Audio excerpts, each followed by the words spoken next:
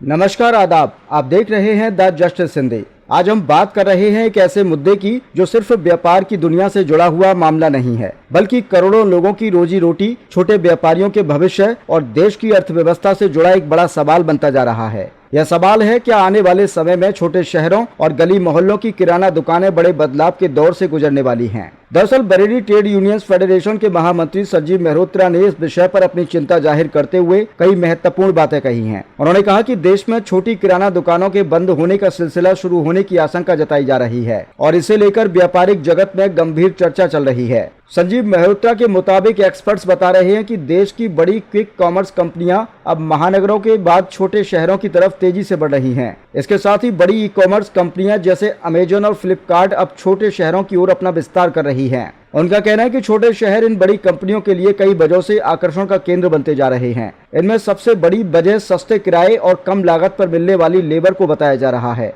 इसी कारण आने वाले समय में छोटे शहरों में बड़ी कंपनियों के डार्क स्टोर खुलने की संभावना जताई जा रही है। अब यहाँ समझना जरूरी है कि डार्क स्टोर आखिर होते क्या हैं। डार्क स्टोर ऐसे स्टोर या गोदाम होते हैं जहाँ ग्राहक सीधे खरीदारी करने नहीं पहुँचता, बल्कि वहाँ से ऑनलाइन ऑर्डर किए गए सामान को बहुत कम समय में ग्राहकों तक पहुँचाया जाता है। संजीव मेहरोत्रा ने आगे कहा कि भारत में लगभग 1.3 करोड़ किराना स्टोर मौजूद हैं और लंबे समय से खुदरा व्यापार का बड़ा हिस्सा इन्हीं दुकानों के हाथ में रहा है। लेकिन अब जो आंकड़े सामने आ रहे हैं उनके अनुसार किराना स्टोर की हिस्सेदारी लगभग 81% से घटकर 79% तक पहुंचने की बात कही जा रही है। उन्होंने यह भी कहा कि वित्त वर्ष 2026 के दौरान करीब 10 लाख दुकानों के बंद करने का अनुमान जताया जा रहा है, जबकि दूसरी ओर बड़े डार्क स्टोर की संख्या लगातार बढ़ रही है। संजीव मेहरोत्रा ने इसे लेकर चिंता व्यक्त करते हुए कहा कि एक भयावह स्थिति बन सकती है। उन्होंने कहा कि एक तरफ पहले से ही बेरोजगारी को लेकर चर्चा चल रही है, नौकरी मिलने में लोगों को कठिनाइयों का सामना करना पड़ रहा है, और दूसरी तरफ अगर छोटे शहरों में गली मोहल्लों की दुकानें भी बंद होने लगेंगी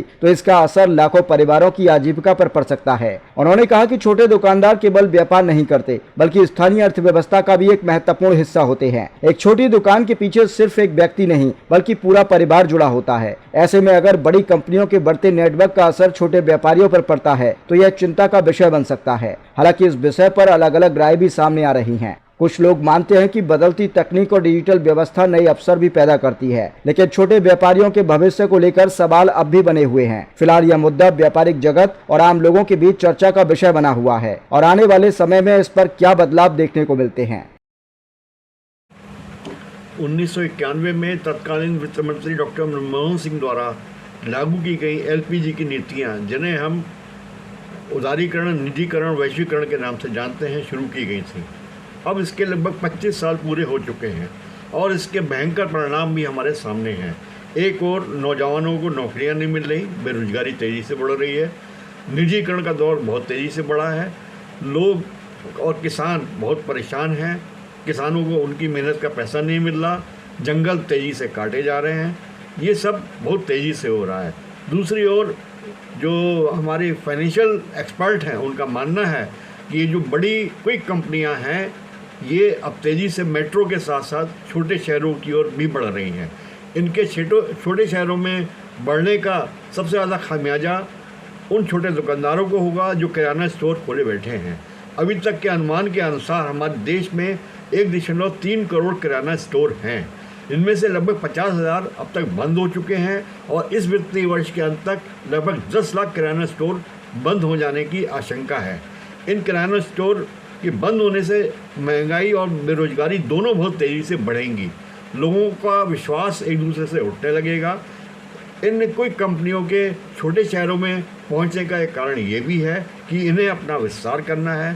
छोटे शहरों में दुकानों के किराए कम है, लेबर सस्ती है और उनके वहाँ पहुँचने से इनका लाभ तेज़ी से बढ़ेगा। आने वाले समय में क्या होने वाला है इसका अंदाज़ा आज हम बैठ कर नहीं लगा सकते, लेकिन ये तय है कि ये जो परिणाम आएंगे इसके वो आम जनता के लिए अच्छे होने वाले नहीं हैं।